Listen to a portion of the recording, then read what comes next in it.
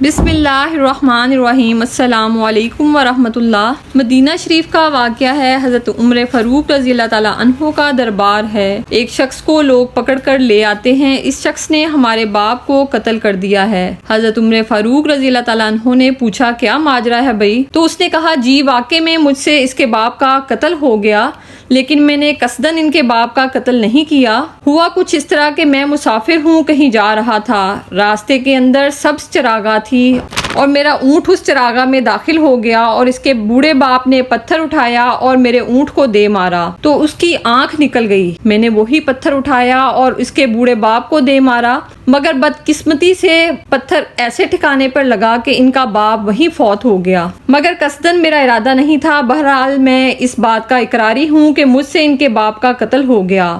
آپ جو حکم سنائیں میں اس کو قبول کروں، لیکن میں آپ سے ایک مہلت مانگتا ہوں کہ میرے دوست کی کچھ رقم میرے ذمہ ہے، اس نے رقم امانتاً میرے پاس رکھی ہوئی ہے اور وہ مجھے ہی پتا ہے، کسی اور کو پتا نہیں کہ میں نے وہ رقم کہاں چھپا کے رکھی ہے۔ اگر آپ فیصلہ کر دیتے ہیں تو میری گردن کاٹ دی جاتی ہے، تو جو امانت میں نے سنبھال کر رکھی ہوئی ہے، جس کے متعلق کوئی بھی نہیں جانتا، تو وہ اس تک کون پہنچائے گا؟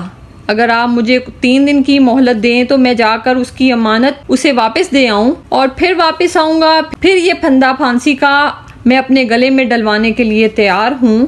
تو حضرت عمر فاروق رضی اللہ تعالیٰ عنہ نے فرمایا کہ اگر کوئی شخص تمہاری ضمانت دے دے تو ہم تمہیں جانے کے لیے اس وقت تک مہلت دے دیں گے۔ اس نے دائیں بائیں دیکھا مگر وہاں کوئی اس کا شناسا ہی نہیں تھا۔ اتنے میں حضرت ابو ذر غفاری رضی اللہ تعالیٰ عنہ کھڑے ہو گئے اور حضرت عمر فاروق رضی اللہ تعالیٰ عنہ سے کہنے لگے میں اس کی ضمانت دیتا ہوں، اور ضمانت دے دی گئی اور وہ چلا گیا۔ تیسرے دن وعدے کے وقت کے مطابق لوگ وہاں جمع ہو گئے، دربار لگ گیا۔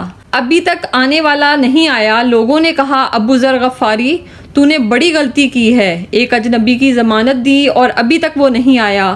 سب نے قیاس رائیاں شروع کر دیں کہ وہ چلا گیا، وہ واپس پلٹ کر نہیں آئے گا، تو تم نے یہ کیا غلطی کی؟ تو حضرت ابو ذر غفاری نے کہا اگر وہ نہ آیا تو یہ پھانسی کا پھندا میرے گلے ڈال دیجیے گا، لیکن بہرحال میں نے اس کی ضمانت دی۔ کچھ عرصہ گزرا تو دور سے غبار اڑتا نظر آیا۔ جب صورت واضح ہوئی تو وہی شخص حضرت عمر فاروق رضی اللہ تعالیٰ عنہ کے دربار میں آیا اور کہنے لگا حضرت میں معذرت چاہتا ہوں کہ کسی وجہ سے آنے میں تاخیر ہو گئی، اب جو حکم ہے پورا کیجیے۔ تو حضرت عمر فاروق رضی اللہ تعالیٰ عنہ اس کے پھانسی کے احکامات جاری کر چکے تھے۔ فرمایا کہ ابو ذر تم نے اس کی ضمانت کیسے دی جب تو اسے جانتا ہی نہیں تھا؟ تو سنے ابو ذر غفاری نے کیا کہا ایک اجنبی میرے محمد عربی کے مدینے میں پناہ مانگ رہا تھا اور اس نے چاروں سمت دیکھا اور کوئی شخص نہیں تھا جو اس کی ضمانت دیتا، تو میں نے اس لیے ضمانت دے دی۔ نہ بھی آیا تو اپنی جان چلی جائے گی، کل کو یہ تو نہیں کہے گا کہ محمد کے مدینے میں کسی نے ضمانت مانگی تھی، تو پورے شہر میں کوئی ضمانت دینے والا نہیں تھا۔ تو پھر حضرت عمر فاروق رضی اللہ تعالیٰ عنہ نے اس شخص سے کہا اس نے تو ضمانت دے دی،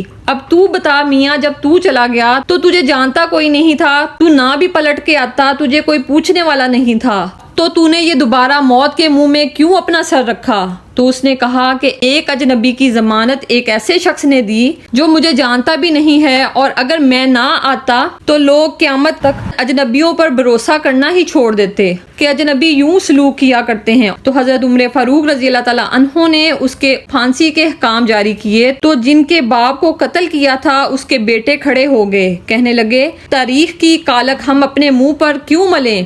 ہم بھی اپنے باپ کے قاتل کو معاف کر دیتے ہیں، لیکن آج ہم کس جگہ پہ کھڑے ہیں؟ کیا یہ ہماری صورتحال ہے؟ نہ ہمارے کردار ویسے رہے، نہ ہمارا تشخص ویسے رہا۔